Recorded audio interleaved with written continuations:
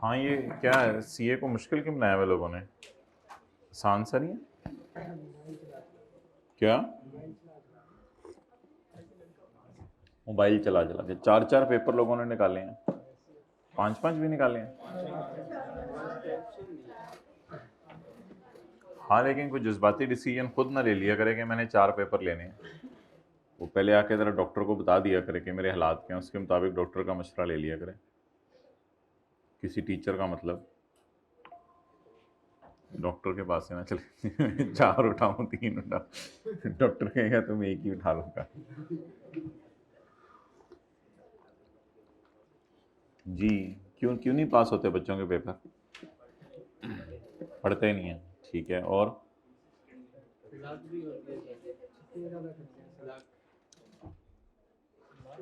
अच्छा, हाँ, क्यों नहीं बच्चों के पेपर पास होते भाई?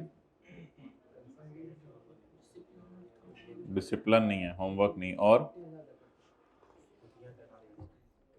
छुट्टियां करते हैं। कंसिस्टेंसी, कंसिस्टेंसी कैसी लाई जाए, कैसे लेके आए? नहीं, आपके साथ वाले में कैसे लाएं कंसिस्टेंसी, कोई तरीका बताएं। उसके बेड पे कांटे लगा दें, ठीक है। और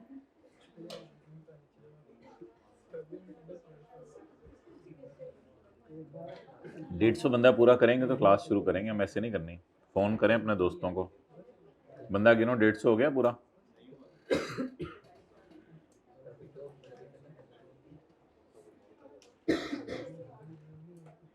करें कॉल, जरा अपने दोस्तों को ट्राई करें, उठाएं जरा। हाइब्रिड में कोई नहीं दोस्त किसी का? नहीं,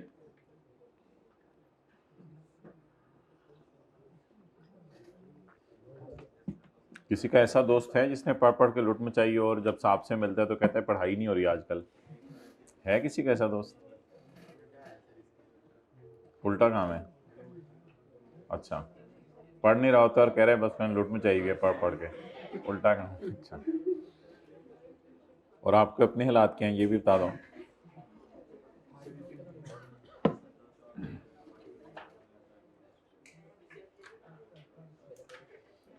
अच्छा, कोई ऐसे भी लोग आपके दाएं बाएं बैठे हुए हैं जिनको बस आके पढ़ना ही होता है, पास तो उनका इंशाल्लाह हो ही जाना होता है, बस आके क्लासें ले रहे हैं एक, ऐसे भी हैं?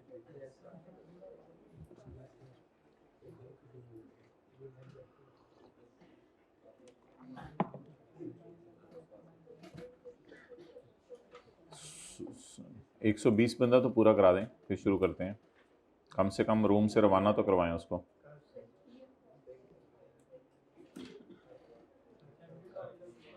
हम्म,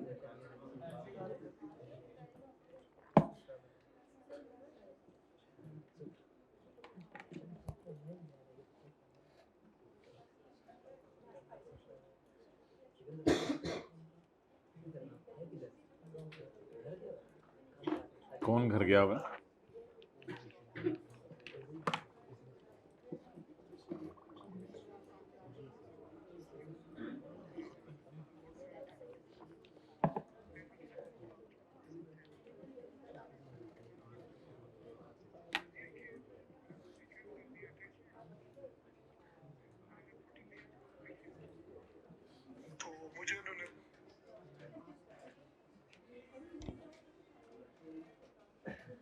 थोड़ी सी मेहनत नहीं करनी, दो दो तीन तीन चार चार पाँच पाँच छः छः सात सात नंबरों से रह जाना। कोई नहीं, कर लेंगे, हो जाएगा, खैर है, बाद में सही, कल कर लेंगे, ये वीकेंड तो घर जाना था, ये तो ये करना था, बस कर लें फिर, जो करना है सारा ही कर लें फिर।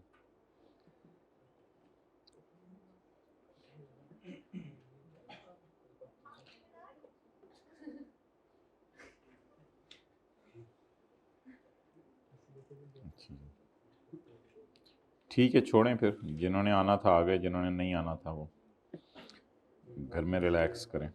निकालें जी पेज नंबर।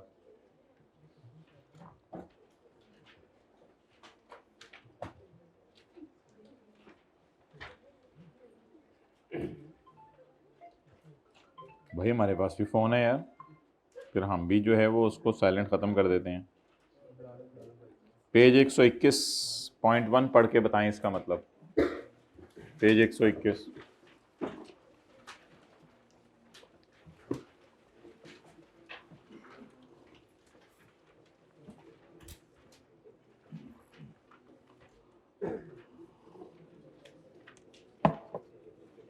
क्या मतलब है जी इस लाइन का, हाथ खड़ा करके बताएं।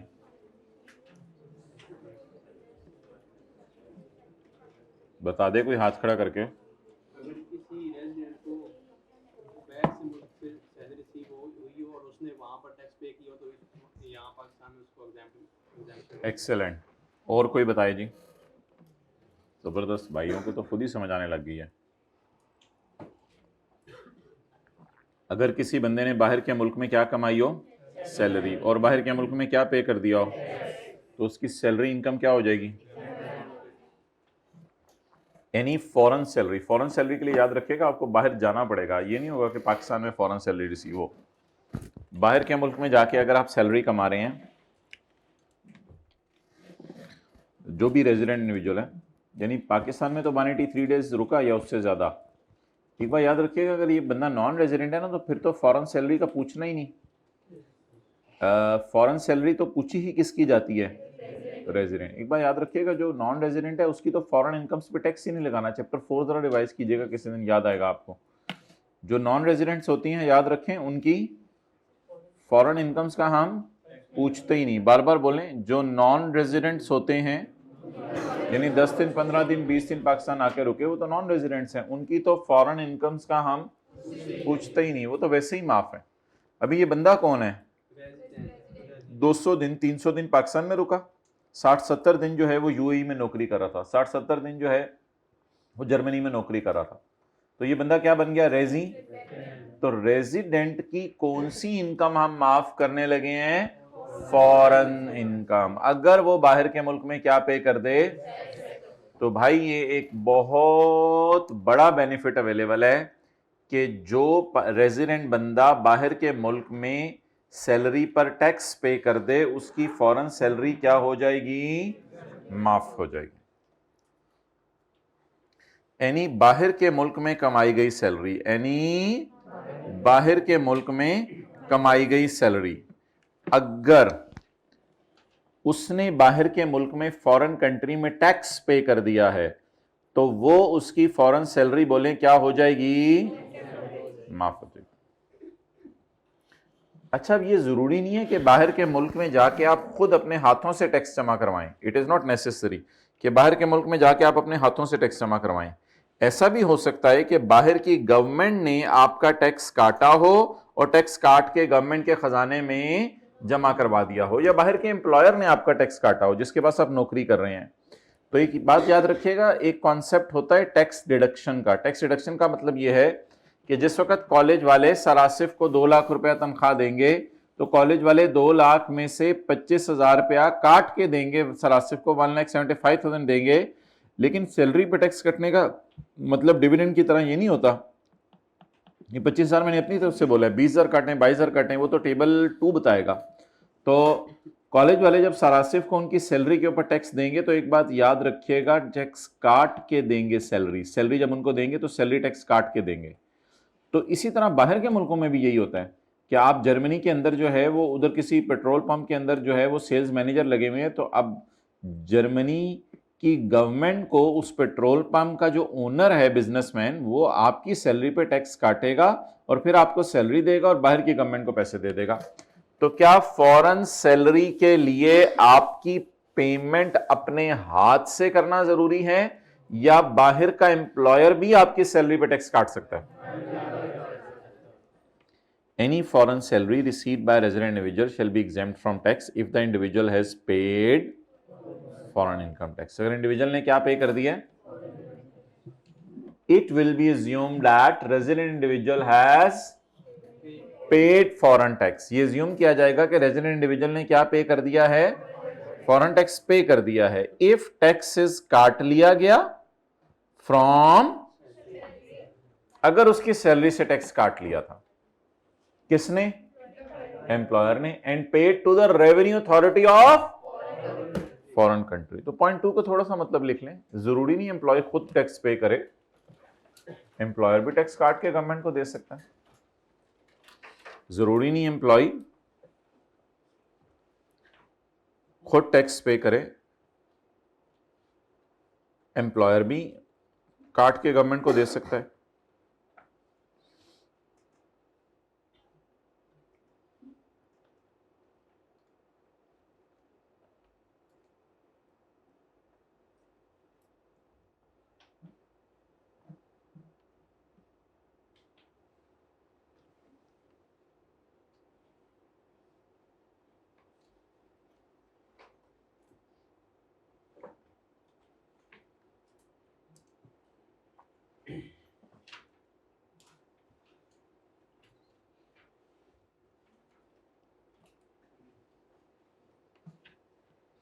चलें जी, फिक्रे दोबारा पढ़ लें दोनों।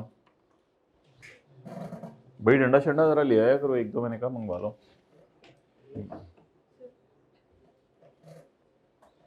आ जाए, इसी भी जरा सही करना है। जो भी बाहर के मुल्क में आप सैलरी कमाएंगे वो माफ होगी अगर आपने बाहर के मुल्क में क्या पे कर दिया, टैक्स पे कर दिया। और ये एज्यूम कर लिया जाएगा कि आपने बाहर के मुल्क में टैक्स पे कर दिया। अगर टैक्स काटा गया था और टैक्स काट के गवर्नमेंट के खजाने में जमा करा दिया गया था। Okay, Mr. Amjad is a citizen of Pakistan, is employed in XYZ company. He worked in XYZ company from यकम जुलाई 2010 to जनवरी 31 2010 11 जनवरी 31 2011 तक। कितने महीने उसने नौकरी की? 7 मंथ्स। तो 7 मंथ्स नौकरी करने की वजह से वो क्या बन गया? रेजिडेंट। रेजिडेंट बन गया ना। 7 मंथ्स पाकिस्तान में नौकरी कर ली तो क्या बन गया? रेजिडेंट। 6 महीने में ही तकरीबन 183 डेज हो जाते हैं, तो 7 मंथ्स में तो गिनने की भी जरूरत नहीं, वी आर कंफर्म के 183 डेज हो गए हैं। तो अगर कोई बंदा पाकिस्तान में 7 महीने नौकरी कर ले तो he will be considered as resident individual. He got a job in Nepal where he joined on यकम फरवरी 2011। His monthly salary in Pakistan is 60,000 per month. उसकी महीने की तनख्वाह पाकिस्तान में क्या है? 60,000। और नेपाल में क्या है? On May 31 2011 he decided to resign from Nepalian job and came back to Pakistan. Since then he is yet not gotten a job. अभी तक वो है घर में बैठ के मक्खियां मार रहा है, तकरीबन 100 के करीब मार चुका है। उसने प्रॉपरली नेपाल वालों को टैक्स पे किया था। अब ये लाइन है असल, he has paid tax to the Nepalian government. उसने नेपाल की गवर्नमेंट को टैक्स पे कर दिया था। आप बताएं, income from salary Pakistan source income कितनी है? पाकिस्तान में कितने महीने नौकरी की जी? 4 लाख। और इनकम फ्रॉम सैलरी बताएं, foreign source income multiplied by 5 5 5 February March April May 4 4 4 5।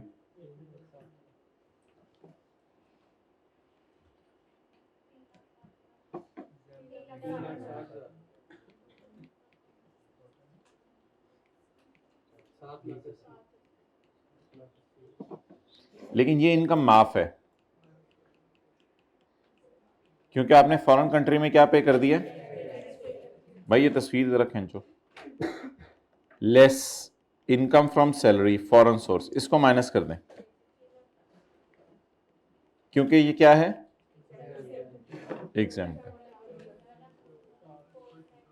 अब टैक्सेबल इनकम बताएं। अच्छा, सोल्यूशन जिस तरह हुआ है वो इग्नोर कर दें, आप लोगों ने इस तरह नोट करना है, सोल्यूशन को काट दें बेशक।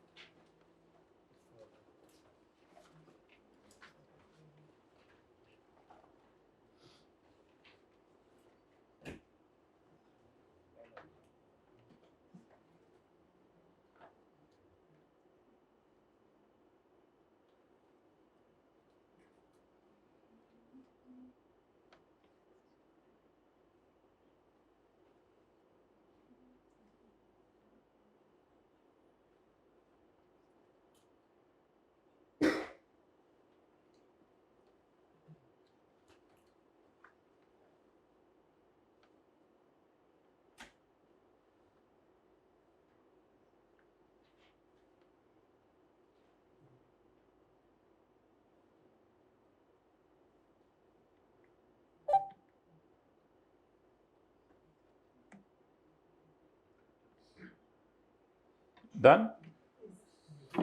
चलिए आगे। अगर कोई, चले मैं खुद ही रिवाइज कर लेता हूँ। अगर कोई बाहर के मुल्क में जाके सैलरी कमाए और बाहर के मुल्क में टैक्स पे कराए तो फिर पाकिस्तान में उससे उस सैलरी पे टैक्स नहीं मांगा जाएगा, वो एग्जेम्प्ट हो जाएगी। सुन तो नहीं रहे थे आप? मैं और आहिस्ता बोलता हूँ। अगर कोई बाहर, तो जो बंदा बाहर के मुल्क में सैलरी कमाए और बाहर के मुल्क में टैक्स पे कराए तो फिर उसकी फॉरेन सैलरी पे टैक्स नहीं मांगा जाएगा।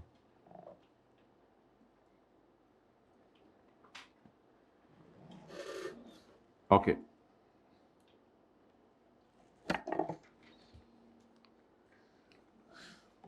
अच्छा भाई, ऐसा भी हो सकता है कि एक साहब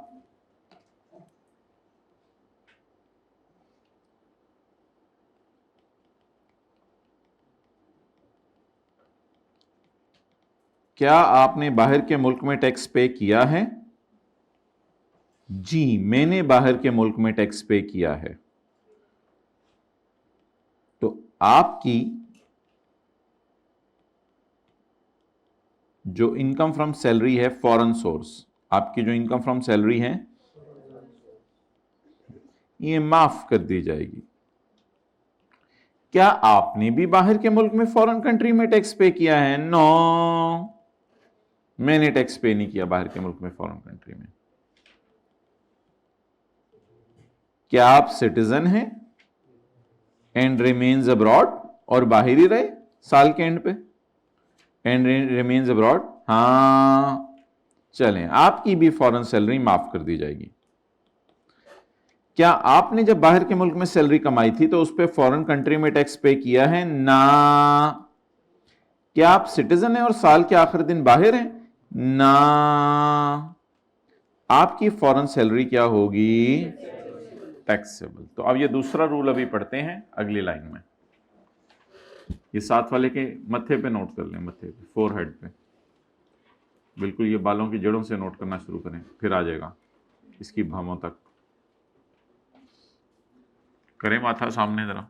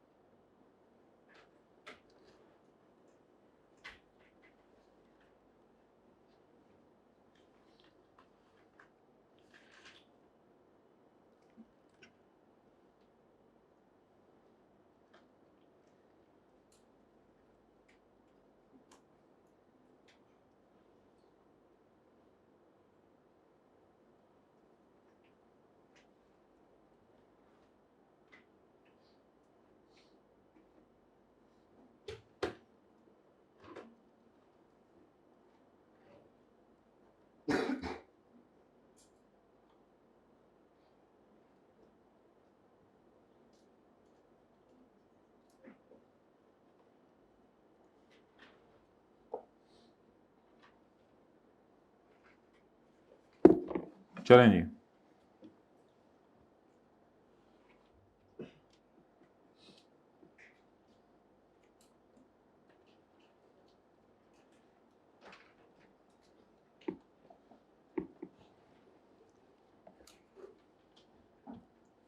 क्या कोई ऐसी भी सूरत है अगर बाहर के मुल्क में टैक्स पे ना करें तो भी हमें फॉरेन सैलरी माफ हो जाएगी? जी, अगर आप सिटीजन हैं और साल के आखिरी दिन पाकिस्तान से बाहर हैं। असल में कुछ मुल्कों में ना बाहर के मुल्क में सैलरी पे टैक्स नहीं होता, तो फिर आपने दो शर्तें पूरी करनी होती हैं। असल में आप देना भी चाह रहे होते हैं बाहर के मुल्क में सैलरी पे टैक्स, लेकिन उस मुल्क में सैलरी पे टैक्स होता ही नहीं। अगर किसी मुल्क में, बाहर के मुल्क में सैलरी पे टैक्स सिरे से है ही नहीं, या आपने खुद टैक्स पे नहीं किया, तो दो शराइत पूरी कर दें। नंबर 1, आप साबित करें मैं पाकिस्तान का सिटीजन हूं। सिटीजन का मतलब है पाकिस्तान का आईडी कार्ड हो आपके पास। और दूसरी बात, आप साबित करें कि मैं साल के आखिरी दिन पाकिस्तान से बाहर हूं, रिमेन्स अब्रॉड। जी,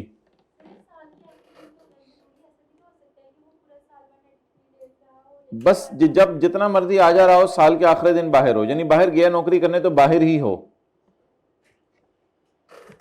पढ़ें जी। Mister Arsalan is a citizen of Pakistan. Arsalan है पाकिस्तान का सिटीजन। वो नौकरी कर रहा है किसमें? XYZ कंपनी में। उसने XYZ कंपनी में 1 जुलाई 10 से 31 जनवरी 11 तक नौकरी की, 7 महीने। उसे सऊदी अरेबिया में जॉब मिल गई 1 मार्च 11 को। वो पाकिस्तान से चला गया 20 फरवरी को। उसकी महीने की तनख्वाह 50,000 है per month. His monthly salary in Saudi Arabia is इतने। As on 30 June, he was still in Saudi Arabia. He did not pay any tax on his income in Saudi Arabia. He did not pay any tax. अब क्या करें? उसने tax पे ही नहीं किया सऊदीया के अंदर। अब 2 बातें ढूंढनी पड़ेंगी। नंबर 1, क्या ये सिटीजन है? और क्या ये पाकिस्तान बाहर ही रहा? 2 शर्तें पूरी हो रही हैं। हालांकि सवाल ने लिखा हुआ था उसने बाहर के मुल्क में टैक्स पे, but he is and remains abroad. He is citizen and remains abroad. That's why इसको ये बेनिफिट मिल जाएगा। क्या बेनिफिट मिल जाएगा? इसकी फौरन सैलरी क्या हो जाएगी? अब बताएं बताएं बताएं।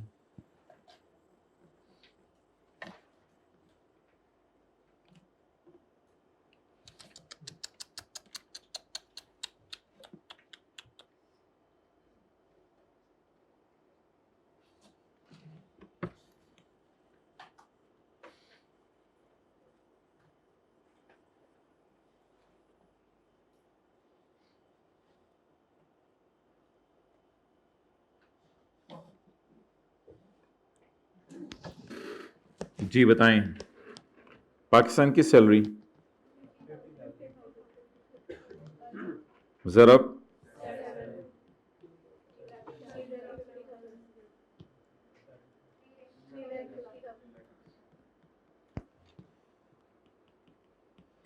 बाहर के मुल्क की सैलरी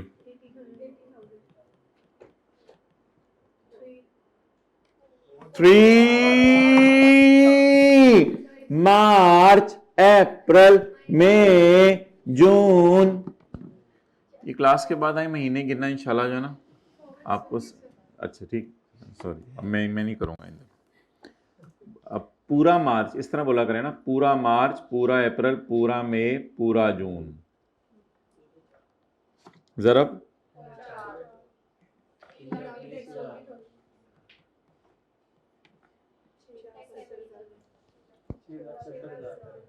6 लाख।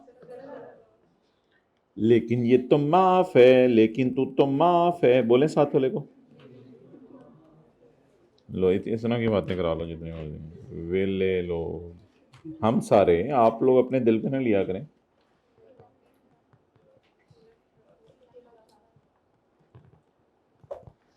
चलें जी, खुशी खुशी से इसको आराम आराम से नोट कर लें।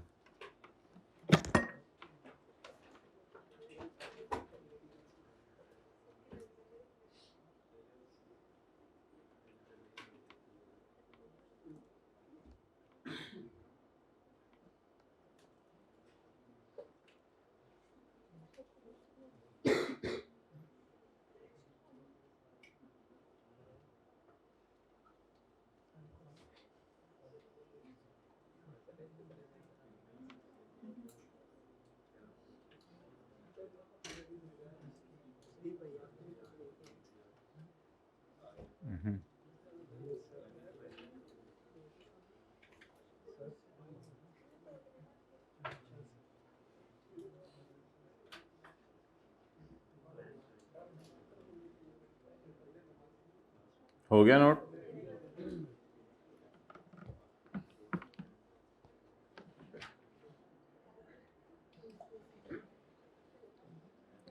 जब कोई सिटीजन ऑफ पाकिस्तान, जब कोई सिटीजन ऑफ पाकिस्तान पाकिस्तान छोड़ के चला जाए, लीव्स पाकिस्तान, जैसे लोग व्हाट्सएप ग्रुप लीव करते हैं, ये पाकिस्तान लीव कर गया, लेफ्ट पाकिस्तान लिखा हुआ था, लेफ्ट पाकिस्तान। तो पाकिस्तान छोड़ के चला जाए किसी भी साल और बाहर ही रहे, आजा आजा आजा। अब सऊदी अरब में जाके उसने अपनी जुबान सीख ली, हबीबी अल्लाह अल्लाह ना ना ना ना।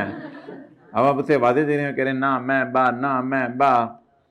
Then any salary earned outside Pakistan shall be, जो सैलरी उसने बाहर कमाई है वो क्या हो जाएगी, माफ हो जाएगी। इसके लिए दो शर्तें हैं। नंबर वन, आप क्या होने चाहिए, एंड रिमेन्स अब्रॉड। ये जो साथ वाले से जरा हाईलाइटर लेके हाईलाइट कर लें, अपना हाईलाइटर तो बस।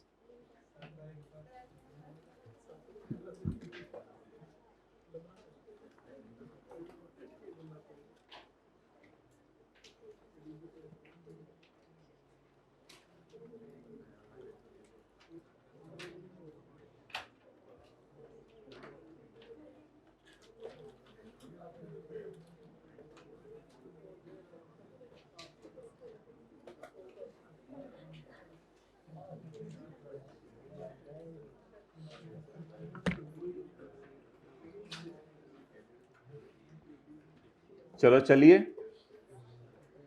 नोट कर लिया।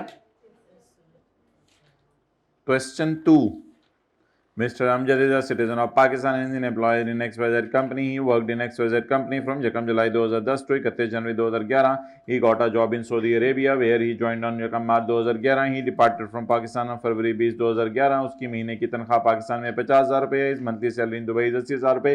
On May 31, 2011, he decided to resign from Saudi Arabia job and came back in Pakistan on the same date. Since then, he has yet not got any job. He did not pay any tax on his salary in Saudi Arabia as there is no tax on salaries there.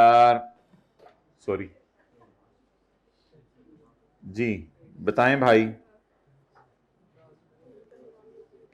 क्या ये बंदे ने बाहर के मुल्क में tax पे किया है? अच्छा, क्या ये सिटीजन है?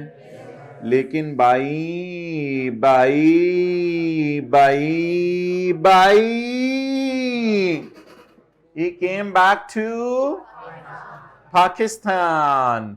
नाम आबी नाम खाकी, ना मैंने टैक्स पे किया ना मैं बाहर, ना मैंने टैक्स पे किया ना मैं बाहर। चल आजा फिर।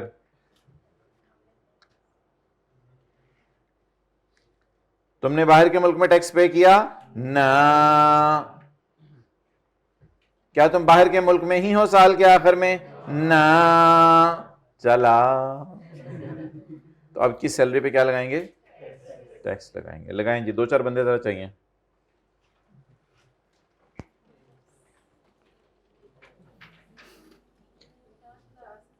अच्छा महीने अब मैं गिनूंगा, ये आप लोगों ने रिलैक्स रहना है, ये पूरा सिलेबस है, ये मेरी जिम्मेदारी।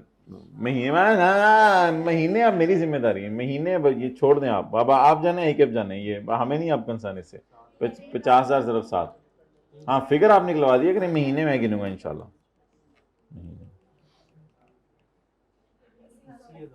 बस बस चुप चुप चुप, बस बस बस चुप चुप चुप चुप। मार्च अप्रैल में 2 बोला, अभी आवाज आई है 2 के।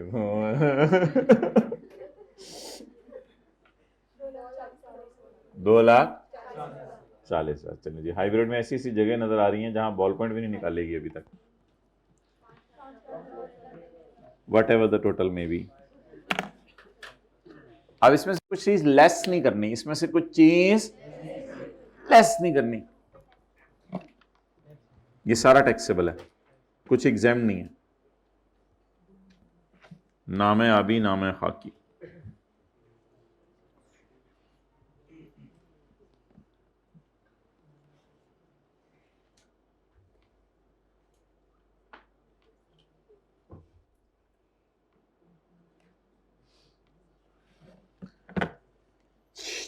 चलिए, दुनिया दी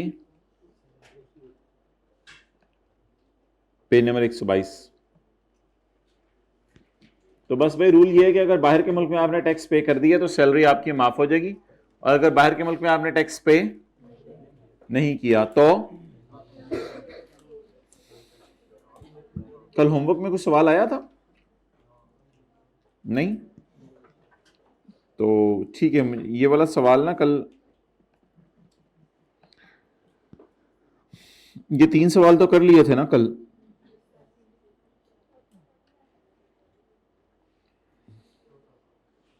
चौथा कर लीजिएगा, पेज 100 पे 3 कर लिए थे ना, इसमें चौथा कर लीजिएगा, पेज 101 वाला।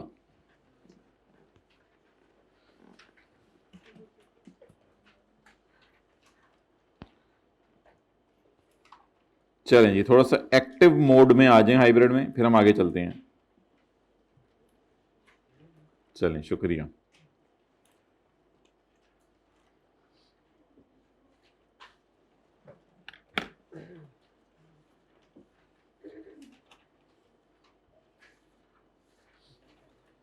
अच्छा, अब जी हमने डिस्कशन तो कुछ करनी है, लेकिन उसको छोड़ें, अब ज़रा बच्चे बुच्चे नहीं आए हुए, तो आज ज़रा हम अपनी मेन चीज़ मुका देते हैं, प्रोविडेंट फंड।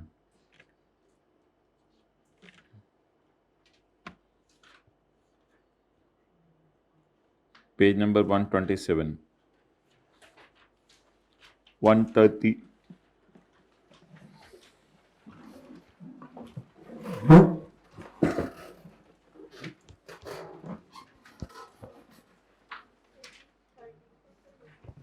पेज 130 जी भाई, काला मार्कर ले आए। Mister Safdar got retired on 31 मार्च 2012। सफ्तर 31 मार्च 2012 को रिटायर हुए और उसने ये डेटा आपको प्रोवाइड किया है। उसकी बेसिक सैलरी है पर मंथ, डीआरएस अलाउंस है पर मंथ और हाउस रेंट अलाउंस है पर मंथ। प्रोविडेंट फंड एक ऐसा अरेंजमेंट होता है जिसमें एक बास्केट होती है, हाइब्रिड में इधर देखें, एक बास्केट होती है, उसमें कुछ पैसे एम्प्लॉयर डालते हैं। पहले तो कुछ पैसे एम्प्लॉय डालते हैं, यानी एम्प्लॉय की अगर तनख्वाह है 1 लाख तो उसमें से 5,000 डाल देगा। कुछ पैसे एम्प्लॉय डालते हैं, इसको कहते हैं एम्प्लॉय की कंट्रीब्यूशन, एम्प्लॉय की कंट्रीब्यूशन हर महीने डालते हैं। कुछ पैसे एम्प्लॉयर डालते हैं, इसे कहते हैं एम्प्लॉयर का कंट्रीब्यूशन। और इसमें कुछ पैसे और आते हैं जिसको कहा जाता है इंटरेस्ट, जिसको कहा जाता है इंटरेस्ट।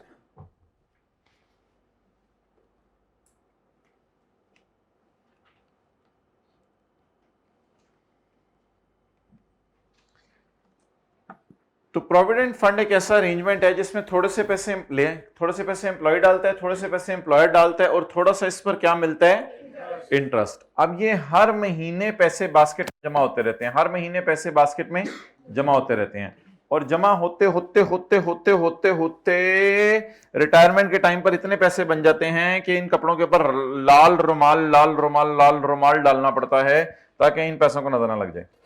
तो ये सारे पैसे रिटायरमेंट के टाइम पे एम्प्लॉय को दे दिए जाते हैं। तो ये लिख लें, ये प्रोविडेंट फंड का अरेंजमेंट होता है। एम्प्लॉय कंट्रीब्यूशन जो है, एम्प्लॉय कंट्रीब्यूशन का मतलब है कि एम्प्लॉय ने अपनी तनख्वाह में से कटवा के पैसे डलवाए। ये पुरानी बुक है। एम्प्लॉय कंट्रीब्यूशन का मतलब है एम्प्लॉय ने अपनी तनख्वाह में से कटवा के पैसे डलवाए, यानी एम्प्लॉय की तनख्वाह अगर 1 लाख है तो 5,000 हर महीने छोड़ के जा रहा है इस बास्केट में।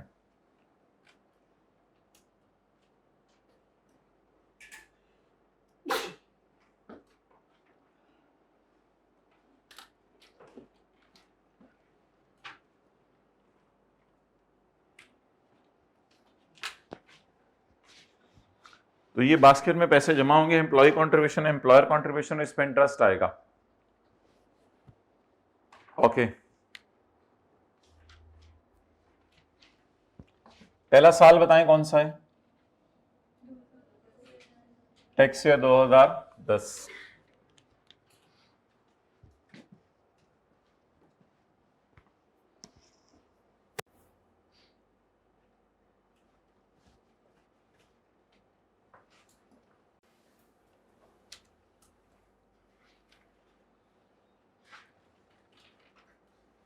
थोड़ा सा इसमें एम्प्लॉय कंट्रीब्यूशन होगा, थोड़ा एम्प्लॉयर कंट्रीब्यूशन होगा और थोड़ा सा इंटरेस्ट होगा। 2010 में एम्प्लॉय ने कितने पैसे डाले इसमें? 1 लाख। लेकिन ये जो 70,000 जरा 12 है ना, इसमें से ही डाले होंगे, ये कोई अलग से घर से नहीं लाया होगा। ये 70,000 जरा 12 घर लेके जा रहा होगा, उसी में से निकाल के डाल दिए होंगे। एम्प्लॉयर ने कितने पैसे डाले? 1,26,000। इसमें इस पे इंटरेस्ट कितना मिला इस साल? ये जो इंटरेस्ट मिला कितने परसेंट पे मिला? 17% पे मिला। पहले इन तीनों अमाउंट्स को पकड़ लेते हैं जी। Basic salary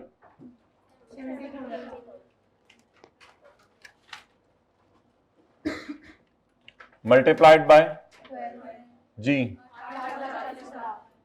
8 lakh.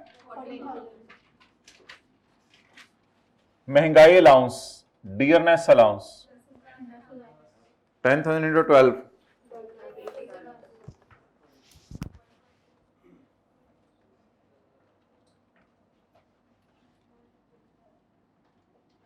1,20,000। House rent allowance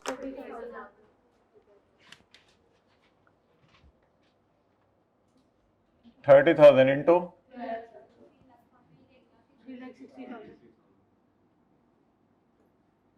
3,60,000। Next, employer ने इस बास्केट में कितने पैसे डाले हैं? 1 लाख।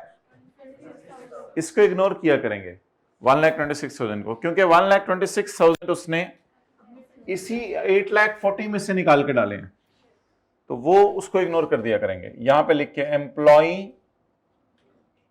कॉन्ट्रीब्यूशन, एम्प्लॉय का कॉन्ट्रीब्यूशन, और आगे डैश डाल दिया करेंगे। बस एम्प्लॉय का कॉन्ट्रीब्यूशन इग्नोर कर दिया करेंगे, क्योंकि ये ऑलरेडी उसमें पड़ा हुआ है। बल्कि जिसने सैलरी का चैप्टर शुरू किया था पहले दिन ही ये बात बताई थी कि सैलरी में से इतने पैसे कट के उसको मिल रहे हैं, लेकिन ओवरऑल तो उसकी तनख्वाह 8,40,000 ही है ना, तो ये ऑलरेडी इंक्लूडेड है 1,26,000। कहाँ इंक्लूडेड है? 1,26,000 70,000 जरा 12 में ऑलरेडी इंक्लूडेड है। ओके, अब हम क्या लेंगे जी? एम्प्लॉयर कॉन्ट्रीब्यूशन जी। एम्प्लॉयर कॉन्ट्रीब्यूशन कितना है? 1,26,000।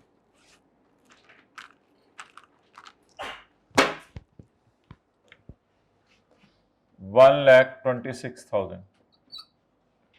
अच्छा, ये माफ होगा, इधर देखें, ये माफ होगा। Exempt up to lower of 1,26,000 में से एग्जेम्प्ट होगा लोअर ऑफ। ये जरा रूल सुनना है आज। एम्प्लॉयर ने इस बास्केट में कितने डाले हैं इस साल? 1,26,000। ये पैसे माफ होंगे up to lower of 1/3 of basic salary plus dearness allowance. 1/3 of basic salary और कोई अलाउंस नहीं, हाउस रेंट अलाउंस नहीं, यूटिलिटीज अलाउंस नहीं, और कुछ नहीं। अभी डेफिनेशन में लिखा हुआ है 1/3 of basic salary plus dearness allowance is equal to 3 lakh या 1,50,000। ये लॉ की तरफ से अमाउंट है 150, मैं अपनी तरफ से नहीं लाया, ये लॉ में लिखी हुई अमाउंट 1,50,000। इन दोनों में से जो लोअर है वो माफ हो जाएगा। अच्छा, पहले समझे बात को, मुझे बताएं एम्प्लॉयर ने बास्केट में इसके लिए डाले कितने? एम्प्लॉयर ने ये 1/10 है मेरे ख्याल से, 1/10 है, वो 1/3 नीचे है इंटरेस्ट का। कितना बन जाएगा? 96,000। अच्छा, तो 1/10 of basic salary plus dearness allowance, ये एक फिगर आ गई। और दूसरी फिगर बोले 1 lakh which ever is lower. अब लोअर को बिल्कुल बाहर ले जाएं या 126 के नीचे लाएं? तो बेसिकली ये 3 लाइनें होगी ना, एक तो ये आउटर कॉलम हो गया, ये इनर कॉलम हो गया, और ये इनर मोस्ट कॉलम हो गया। 126 को यहां लिख के अब इन दोनों में से लोअर को बाहर लाएं, 96,000। अब 1,26,000 में से 96,000 तक माफ है, तो फिर बाकी, तो फिर इसको ब्रैकेट में ले लिया करेंगे पेपर में। इस तरह की एग्जेम्पशन आज हमने पहली दफा न्यूमेरिकल में डाली है, आज तक कभी डाली नहीं थी। हम इस तरह के काफी काम करते होते थे, लेकिन वो डिडक्शन अलाउ करते थे लोअर ऑफ करके, वो उससे प्रॉपर्टी के चैप्टर में, और वो भी इसी तरह होता था, ये और ये दोनों में से लोअर को माइनस कर दो।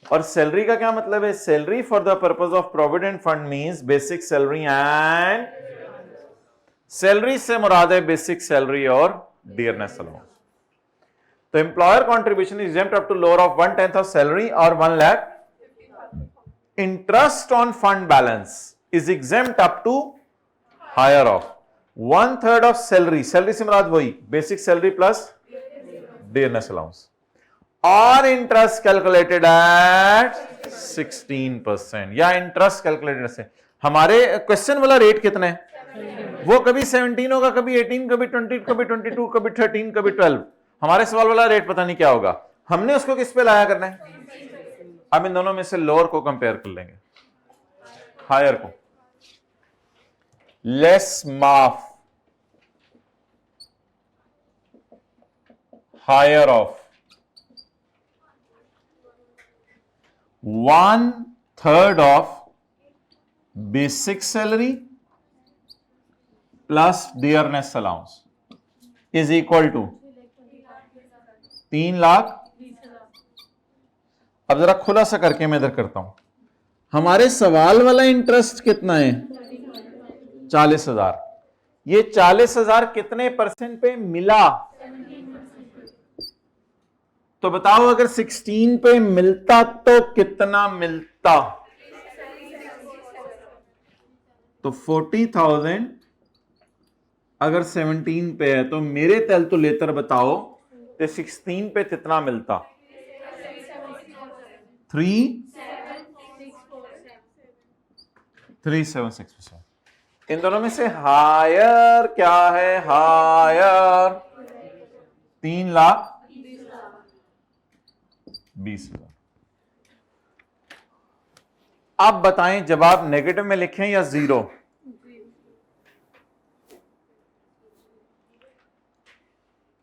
भाई एक बच्चे की फीस है 40,000, तो प्रिंसिपल साहब ने कहा तुम्हारी फीस 3,20,000 तक भी होती तो मैं माफ कर देता, लेकिन तुम्हारी फीस ही 40,000 है, जाओ सारी माफ। अब ये तो नहीं कि कॉलेज वाले उल्टा पैसे देंगे आपको, तो इसमें नेगेटिव नहीं लिखने की इजाजत। 40,000 है इसका इंटरेस्ट, लॉ कह रहे 3,20,000 भी होता तो माफ कर देता। वो कहते हैं मेरा है ही 40 कहते मेरा है ही 40। वो लॉ मेकर कहते हैं 3,20,000 भी होता मैं तेरा माफ कर देता, तेरा है ही 40, तो बस फिर 40 पूरा माफ है। नहीं मुझे नहीं समझ आई। जीरो। कोई इंपॉर्टेंट बात है तो बता दें दोबारा। नहीं बतानी, ठीक है चले टोटल कर दें फिर आप लोग। यहां से कराना है, इसको डाल के कराया, ये भी डाला है। मेरा 1,50,000, 13,50,000, मेरा 1,50,000, आपका 1,50,000 बोला था, आपका 1,50,000 क्यों? मेरा लाख क्यों 50,000? 13,50,000, मेरा लाख बोले साथ वाले को 13,50,000 बोले उसे 13,50,000 और मेरा 2,00,000।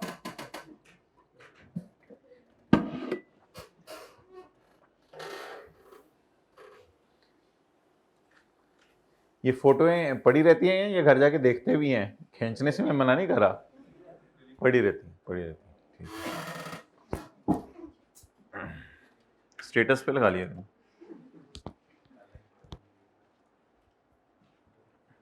शाम तक अगर 10 बंदों को ये तस्वीर आपने ना भिजवाई तो 5 बजे रिजल्ट आ जाएगा।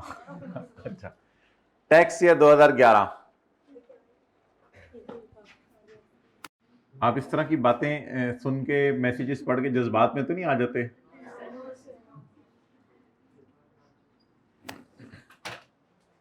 चलिए 2011 की कैलकुलेशन कर दें, मैं आपको 2 मिनट दे रहा हूं।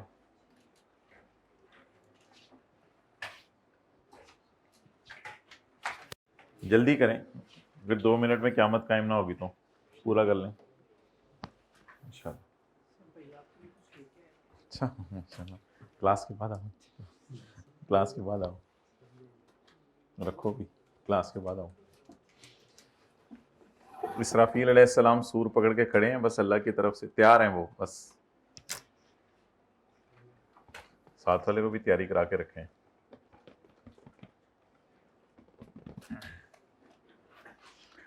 हो गया जी, वेल डन। सी हले बेसिक सैलरी ਨੂੰ 12 ਨਾਲ ضرب नहीं दे सके ਤੁਸੀਂ जी। किसने दूसरा साल एंड तक कर लिया है? कर लिया? अस्तगफिरुल्लाह, अभी सिर्फ हेडिंग देके सोच रहे हैं। यहां तक किसने कर लिया? यहां तक जल्दी करें, वेल डन। एक और जी, और भी कोई एक ने कर लिया। हम तो अभी बैट बूट पकड़ के सेट होते हैं, वो छक्के भी मार के आ जाते हैं।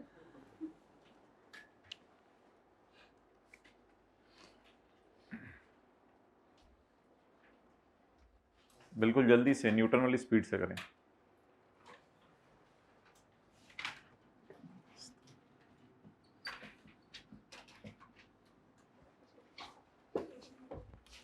फिगर्स इधर लिखनी होती हैं, तो बाकी सफे का क्या करना है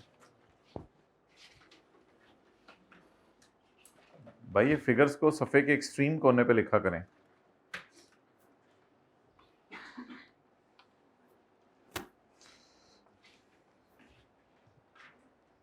हो गया? रजिस्टर, रजिस्टर पे करना है ना? क्या? नहीं नहीं नहीं, रजिस्टर निकालें। क्या? अच्छा, इनको सफा दे दें फाड़ के।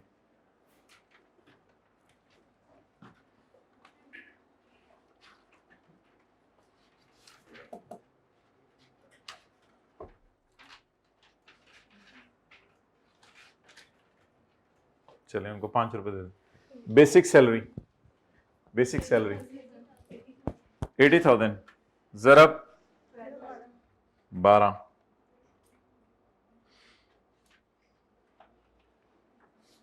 टाइम पे शुरू करते हैं। 80,000 ज़रब 12। ये हमारे पास भी फोन है। आगे बोले। डियरनेस अलाउंस ज़रब 12 1 लाख। आगे हाउस रेंट अलाउंस इनटू जी। ये फिगरें घर से निकाल के लाए हुए हैं। Employ contribution ignore.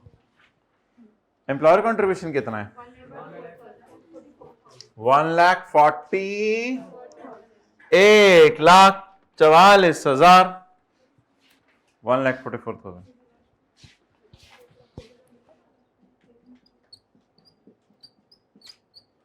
Employer contribution को अंदर वाले कॉलम में रखें। बोले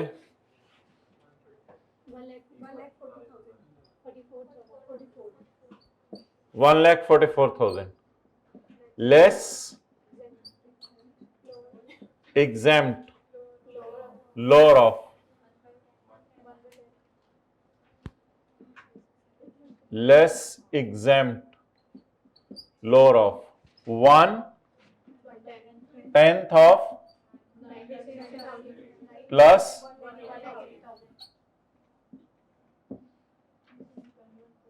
हाँ जी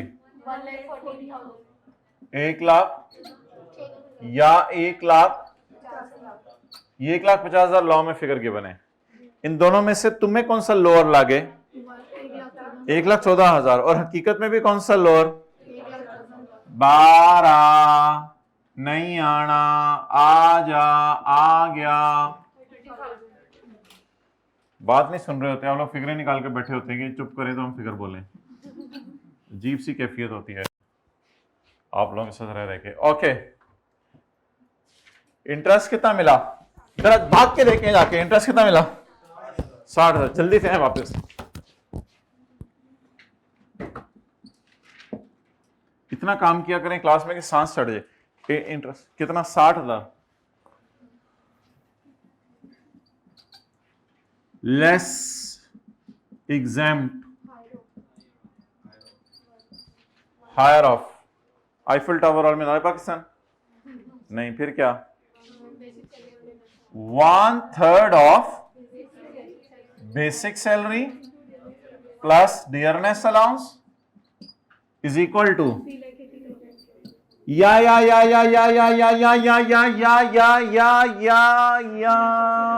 इंटरेस्ट एट 16%। इंटरेस्ट है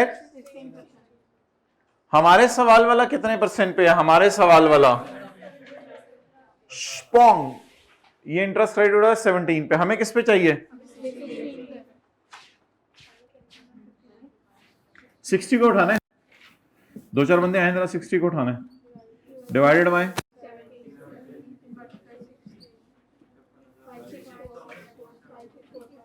5647 10 लड़ लो 56470 जी। आप बताएं दोनों में से हायर।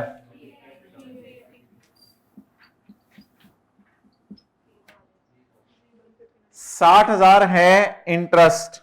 लॉ मेकर कह रहे हैं अगर तुम्हारा इंटरेस्ट 3,80,000 भी होता तो मैं माफ कर देता। आप बताएं कितना माफ होगा? बोले सा रॉ थोड़ा सा साइलेंट करें। सा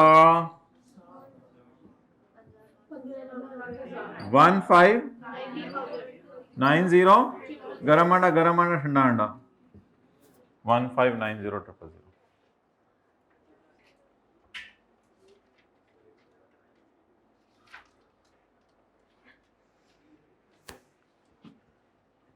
ऑयल फ्री नाश्ते पे आ जाए आहिस्ता आहिस्ता। ऑयल फ्री नाश्ता नहीं, बड़े जबरदस्त ऑप्शंस हैं। दलिया है जबरदस्त, उसमें आप शहद डाल सकते हो, खजूर डाल सकते हो, अंडा है, आप बड़ी बड़ी ऑप्शंस है मार्केट में ऑयल फ्री नाश्ते के लिए। चलें टैक्स 60,000 का 60,000 तो ये सवाल में है ना। मुझे बताएं इसको इंटरेस्ट मिला कितना? 60। इसको इंटरेस्ट मिला कितना? 60 इसको फंड में मिला। अब लॉ मेकर कहते हैं दो में से हायर माफ कर दो। बेसिक सैलरी और डियरनेस अलाउंस का 1/3 60 अगर मुझे 17% पे मिला। ये 17 सवाल में गिवन हुआ करेगा। ये आपको याद करना पड़ेगा पेपर में। ये 16 याद करने के लिए मैं आपको एक दिन दूंगा आज का। ये 16 कल याद करके लाइएगा। ये आपको 17 क्वेश्चन में गिवन होगा। ये 16 करके ये। अब एक अमाउंट है 380, एक है 56,000। दोनों में से हायर क्या है? 380। अब 60,000 में से 380 माफ हो रहा है, यानी सारा ही। अब बोले वो 1.5 लाख कहां से आया?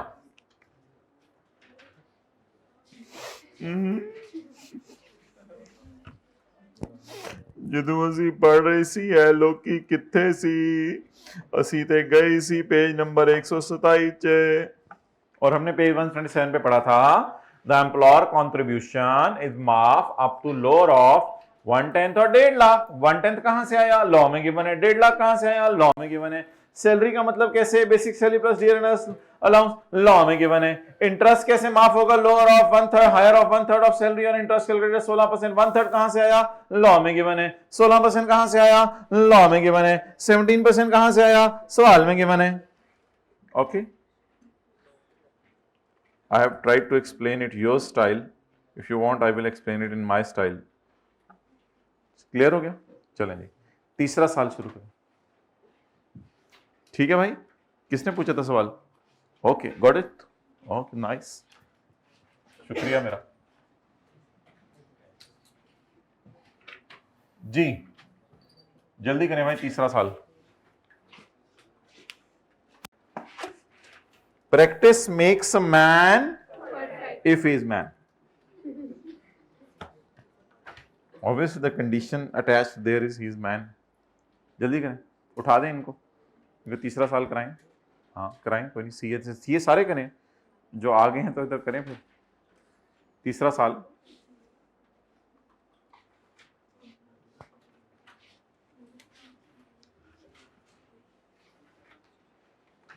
जल्दी जल्दी जल्दी जल्दी जल्दी।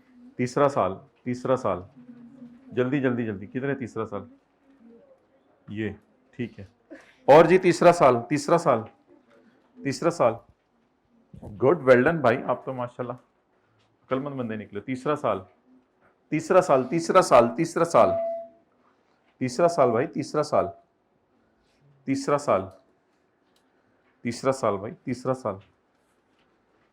तीसरा साल।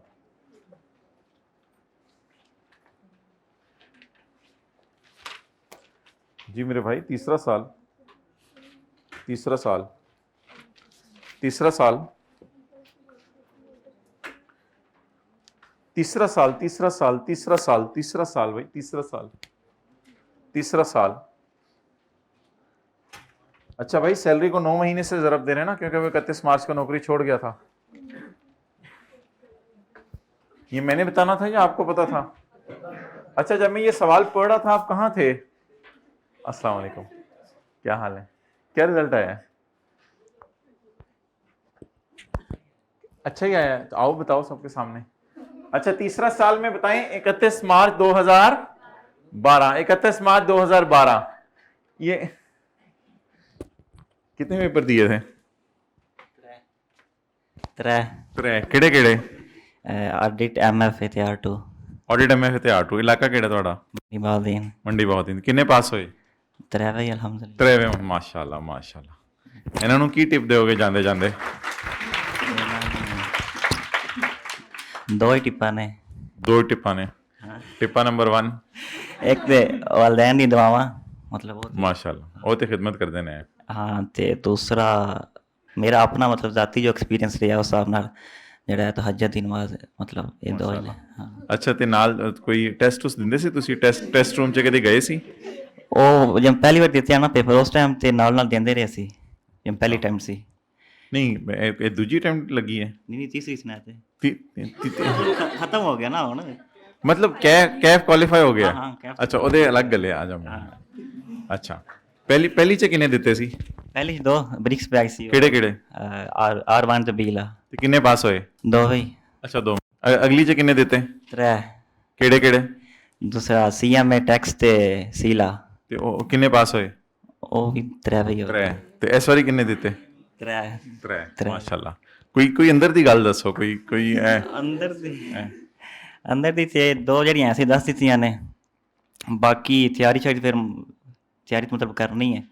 ਤੇ ਵੈਸੇ ਮੇਰਾ ਕਿੰਨੇ ਘੰਟੇ ਪੜ੍ਹਦੇ ਸੀ? ਪਾਗਲਾਂ ਦੀ ਤਰ੍ਹਾਂ ਪੜ੍ਹਦੇ ਰਹਿੰਦੇ ਸੀ ਪੂਰਾ ਦਿਨ?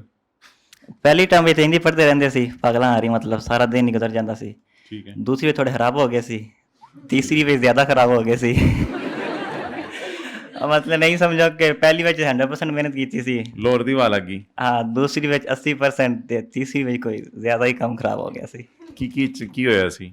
ਖੁੱਲ ਕੇ ਜ਼ਰਾ ਗੱਲ। ਮਤਲਬ ਪਹਿਲੀ ਦਫਾ ਟੈਸਟ ਵੀ ਸਾਰੇ ਦੇਈਦੇ ਸਨ ਤੇ ਮਤਲਬ ਟਾਈਮ ਬਿਲਕੁਲ ਹੀ ਜ਼ਾਇਆ ਨਹੀਂ ਸੀ ਆਉਂਦਾ, ਸਾਰਾ ਦਿਨ ਹੀ ਗੁਜ਼ਰ ਜਾਂਦਾ ਸੀ। ਦੂਜੀ ਵਾਰੀ ਜਿਹੜੇ ਟੈਸਟ ਸਨ ਉਹ ਤਕਰੀਬਨ 80% ਮਤਲਬ ਦਿੱਤੇ ਹਨ, 70%। ਤੀਜੀ ਵਾਰੀ MF ਦਾ ਇੱਕ ਵੀ ਨਹੀਂ ਸੀ ਦਿੱਤਾ।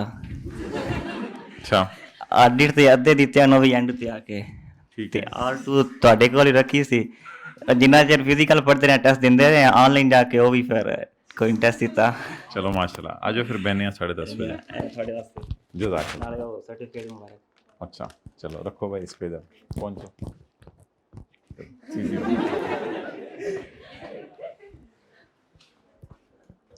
ओके,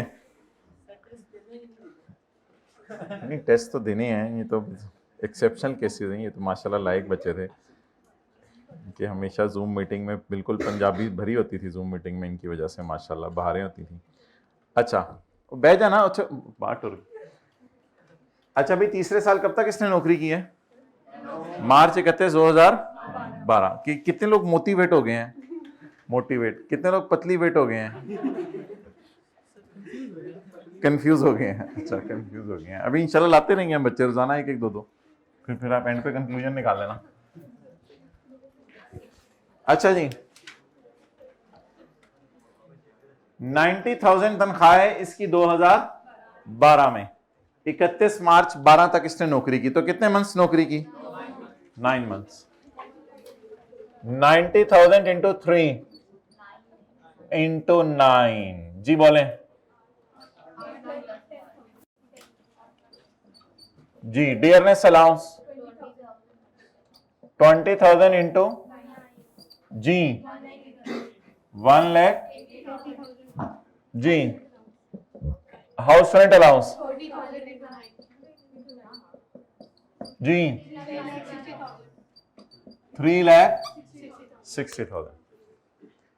एम्प्लॉय कंट्रीब्यूशन को तो हाँ करें जरा, हाँ पंजाबी में करें। हाँ अच्छा, एम्प्लॉयर कंट्रीब्यूशन,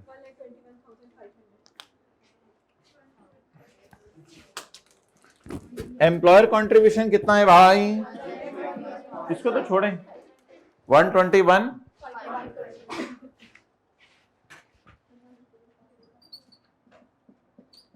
121,500 लेस माफ lower of 1/10 of basic salary plus dearness allowance 99,000 या 50,000, 1,50,000. What is lower? 121,500 में से 99,000 माइनस कर दें, 22,500. ओके, नेक्स्ट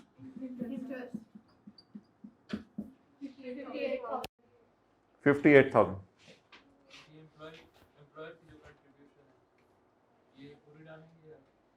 एम्प्लॉयर कंट्रीब्यूशन तो बस वही है जो 9 महीने की ही वो है, बस जो गिवन है सारी एम्प्लॉयर ने डाला इस साल इतना पैसा है बस. अच्छा जी, इंटरेस्ट, ये इन दोनों का डिफरेंस नहीं है, इंटरेस्ट अलग चीज है.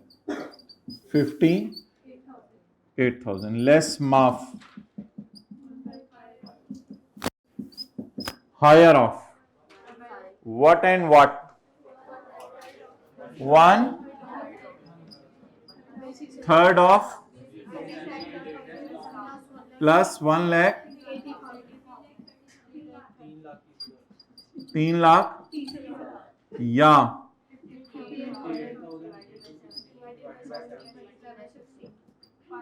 5458.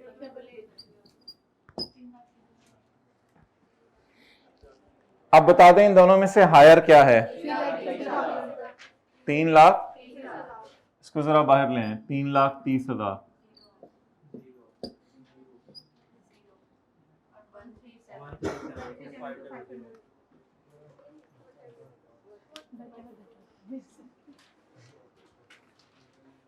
अच्छा, अब भाई एक बड़ी इंपॉर्टेंट लाइन एक आखिरी हमने डालनी है आखिरी साल में. अभी आप लोग टोटल के चक्कर में ना पड़ें, आखिरी साल में एक इंपॉर्टेंट लाइन डालनी है, वो जरा समझ लें वो क्या है. आखिरी साल में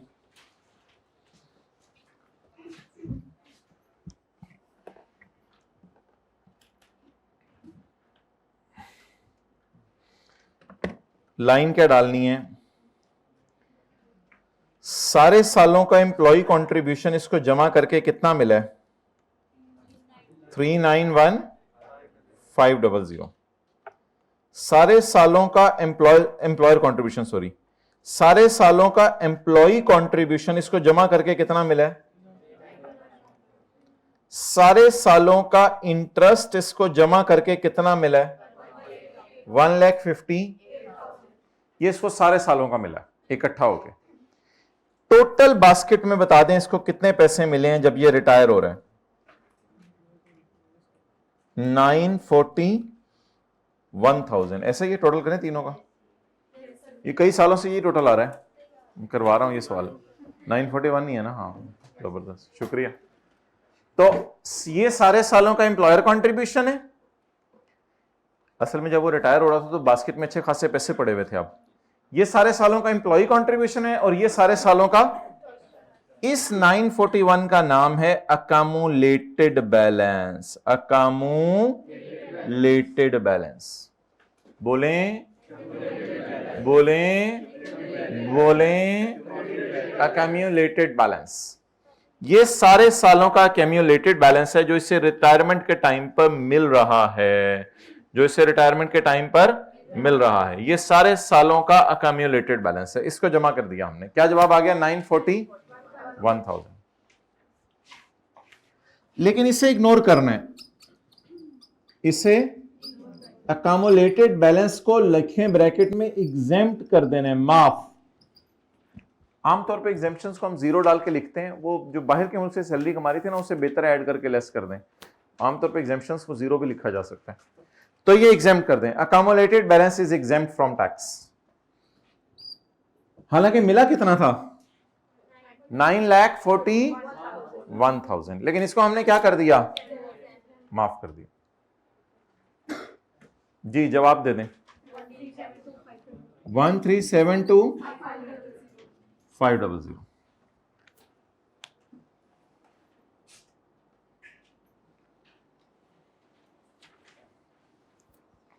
यहां ब्रैकेट में लिख लें एग्जाम्प्ट 9,41,000, ताकि ये याद रहे कौन सा वाला एग्जाम्प्ट किया। 9,41,000 को आपने माफ कर दिया है, इस पे टैक्स नहीं लगाया। असल में इसमें वही पैसे थे ना जो सारे सालों में एम्प्लॉय एम्प्लॉयर इंटरेस्ट के नाम से इकट्ठे हो रहे थे, तो अब एंड पे जाके दोबारा इस पे टैक्स लगाने की क्या लॉजिक है, कोई लॉजिक नहीं, इस पे दोबारा टैक्स लगाने की जरूरत नहीं।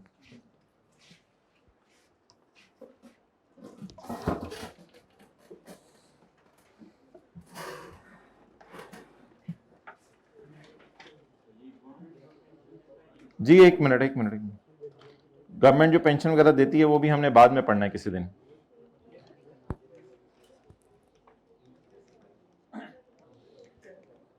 अच्छा जी, अगली डिस्कशन बड़ी इंपॉर्टेंट है, 5-10 मिनट चलेगी। प्रोविडेंट फंड 3 किस्म का है, जो गवर्नमेंट एम्प्लॉय को मिलता है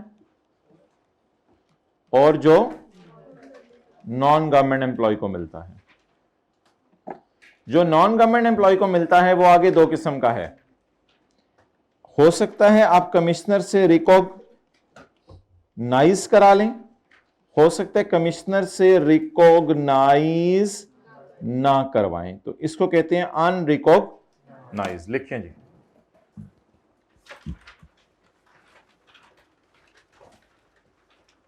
प्रोविडेंट फंड गवर्नमेंट एम्प्लॉय को भी मिल सकता है और नॉन गवर्नमेंट एम्प्लॉय को भी।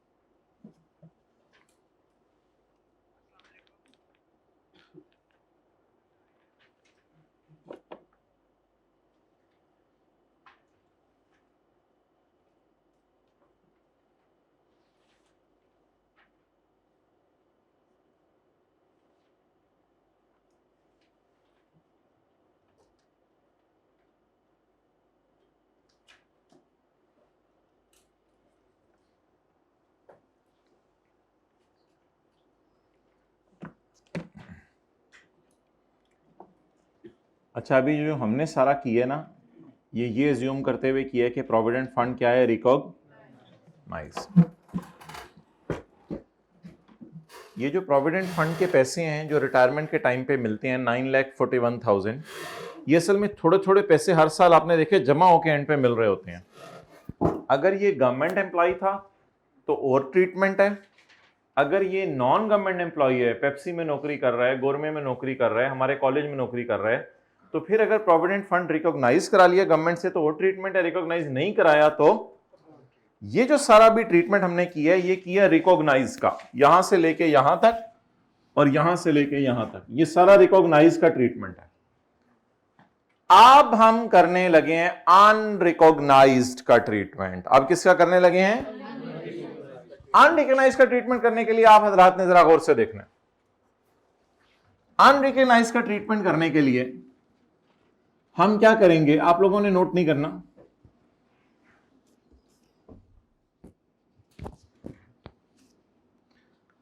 अनरिकॉग्नाइज के लिए हम सब कुछ इग्नोर कर देंगे, इंटरेस्ट भी, टोटल जो मर्जी आ जाए। एम्प्लॉय कंट्रीब्यूशन भी इग्नोर करेंगे, एम्प्लॉयर कंट्रीब्यूशन भी इग्नोर करेंगे और इंटरेस्ट भी इग्नोर करेंगे।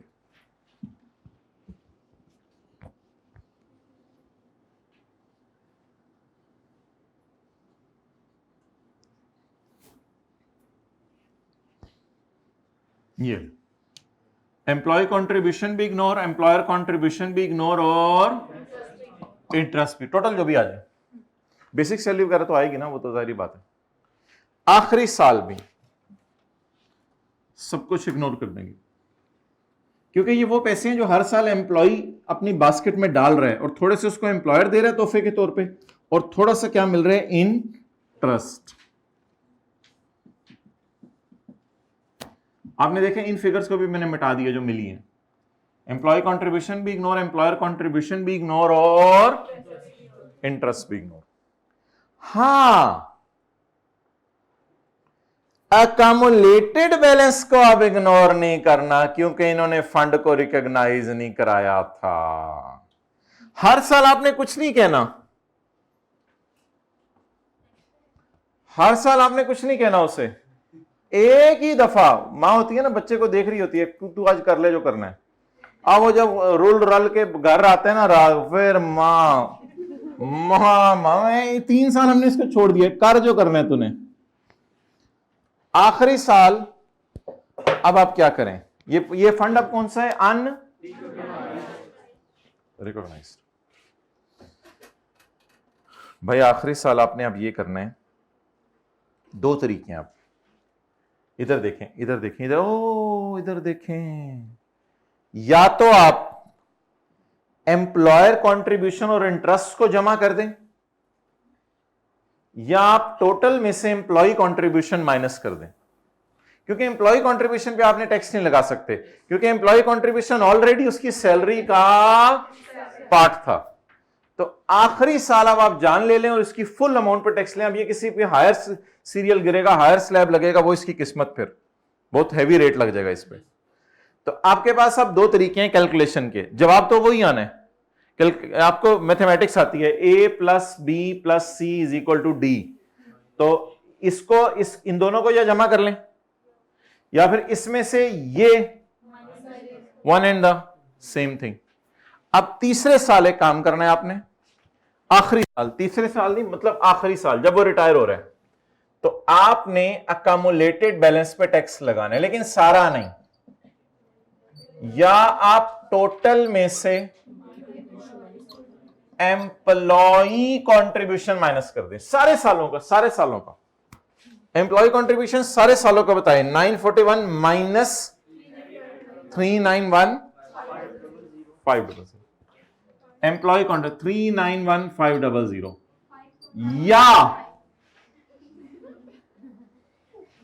या एम्प्लॉयर कंट्रीब्यूशन में इंटरेस्ट, ये वाला एम्प्लॉयर है, ये एम्प्लॉय, इसमें इंटरेस्ट जमा कर दें। भाई उधर खड़े हो जाए, तीनों क्लासों के बाहर बच्चों को जरा टाइम लग जाएगा, हमें 5 मिनट ऊपर लग जाएंगे। 391,500 जमा इंटरेस्ट 158,000, यानी क्या क्या, एम्प्लॉयर कंट्रीब्यूशन और एक साल का, सारे सालों का मिला के, सारे सालों का मिला के, जो लाल वाली बास्केट में पड़ा हुआ है, जिसपे लाल रुमाल डाला, उस बास्केट में जो पैसे पड़े उसकी बात हो रही है। दोनों तरीके से चल जाएंगे, आ जाके खुद ही बोर्ड, यानी कि आ जाके जवाब वही आ जाएगा ना। लिखवाएं 54, टोटल जो भी आएगा 5495। ये आखिरी साल आपने उसको सजा देनी है। अब इसका सॉल्यूशन देखते हैं, नोट तो करने की जरूरत नहीं है, इसका सॉल्यूशन देखते हैं। ये कौन सा फंड है,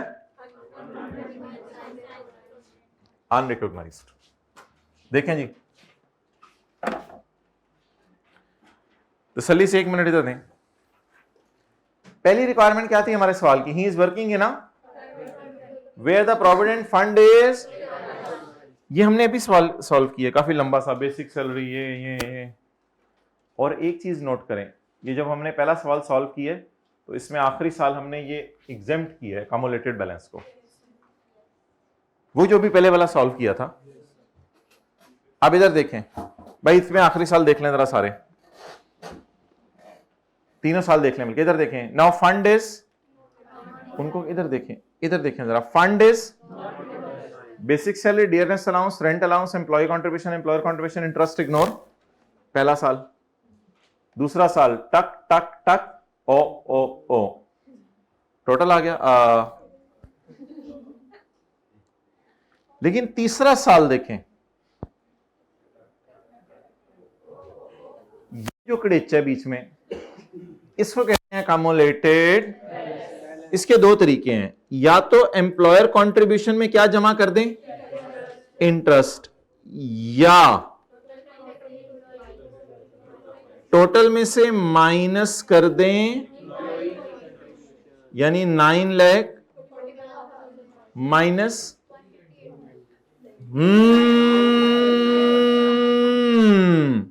सॉरी,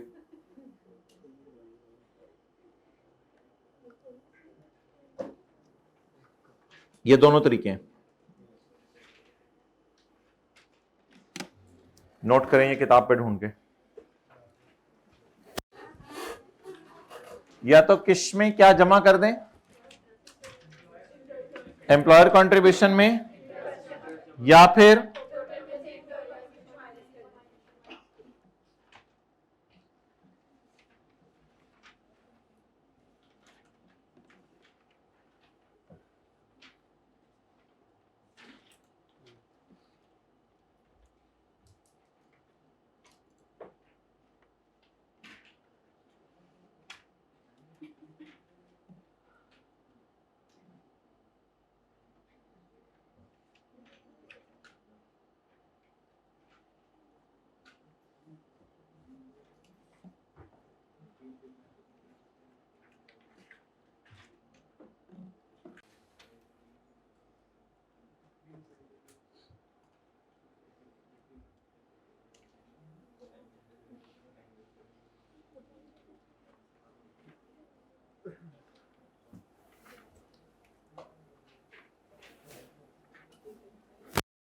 हो गया जी।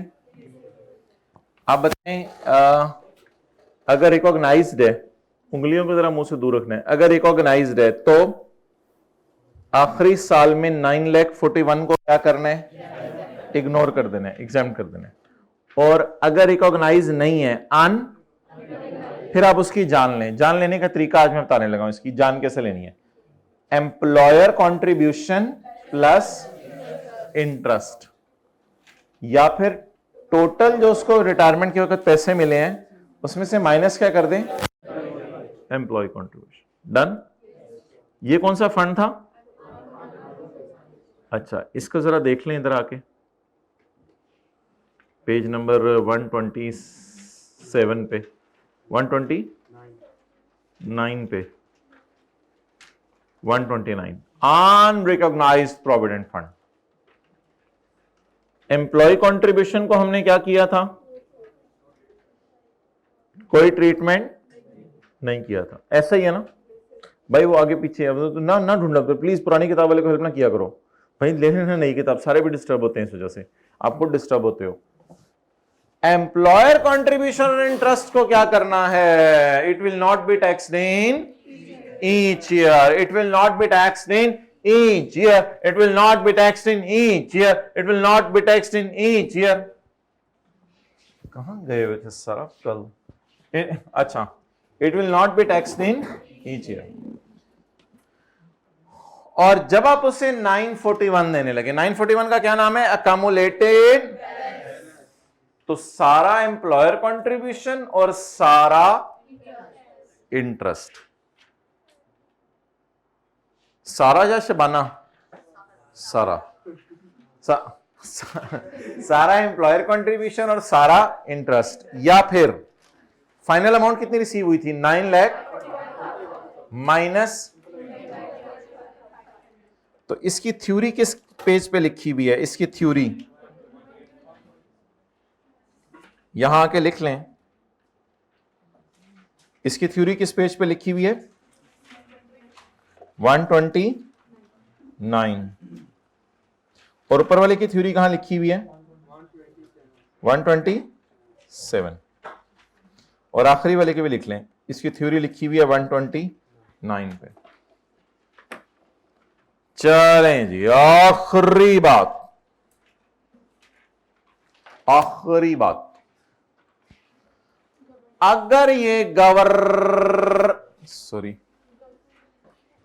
कभी कभी कैसेट रुक जाती है चलते चलते। अगर ये गवर्नमेंट एम्प्लॉय है, अगर ये कौन है गवर्नमेंट एम्प्लॉय, तो फिर आपने हाँ हाँ हाँ इग्नोर कर देना। इसी तरह इस साल भी आपने हाँ हाँ हाँ इग्नोर कर देना। अगला साल हाँ हाँ हाँ और हाँ, इसको भी आपने इग्नोर कर देना है। इसको कम्युलेटेड बैलेंस को गवर्नमेंट एम्प्लॉय के मजे करा दें।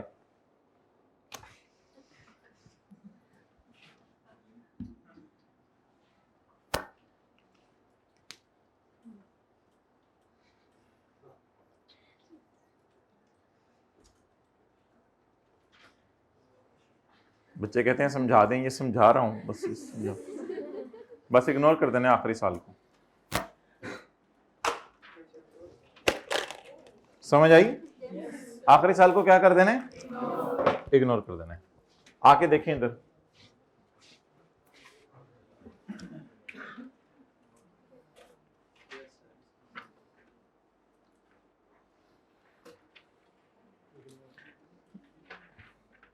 कितने लोग इस तरह पढ़ेंगे कि जैसे मंडे को पेपर है, यानी capital gain, property, other source, salary, chapter 1, chapter 4, सारे इस तरह पढ़ेंगे ना कि ये सारे चैप्टरों का मंडे को पेपर है। फिर तो आपको वेल नहीं होगी आज। फिर तो वो जो लोग होते हैं सैटरडे को आज हम रेस्ट करेंगे, कल संडे है कल पढ़ेंगे, संडे को हाँ पूरा वीक पढ़ना ही तो है होंगे। भाईजान मैं बता रहा हूँ संडे सीए में बहुत इंपॉर्टेंट है। हर घर में 4 संडे आते हैं। अगर घर में आपके संडे आ जाएं तो उनको गले लगाया करें। वही मेन चीज है जो आपके घर में आ रहे हैं। घर में कितने संडे आते हैं बोले हर महीने? 4। आपके घर में भी 4 संडे आते हैं, मेरे घर में भी 4 संडे आते हैं, अल्लाह का शुक्र है। अच्छा, SUNDAY, ओके। अगर वो गवर्नमेंट ऑर्गेनाइजेशन में काम कर रहे हैं तो फिर इसका सॉल्यूशन क्या होगा?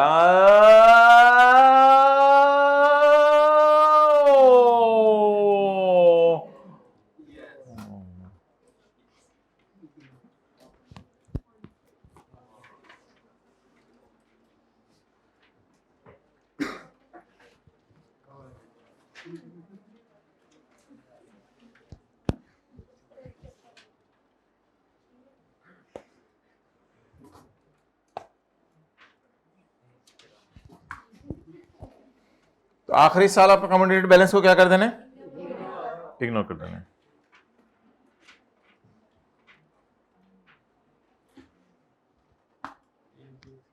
पेज 120 पर्पल के लुट में चाहेंगे इंशाल्लाह, ये लुट में चाहने के बाद पढ़ेंगे। 129 पेज पे हमने पढ़ा। एम्प्लॉय कंट्रीब्यूशन को तो इग्नोर कर देना, एम्प्लॉयर कंट्रीब्यूशन और इंटरेस्ट को भी हर साल इग्नोर कर देना, और रिटायरमेंट के वक्त 9,41,000 को भी इग्नोर कर देना है। जाएं, साथ वाले को ले जाएं।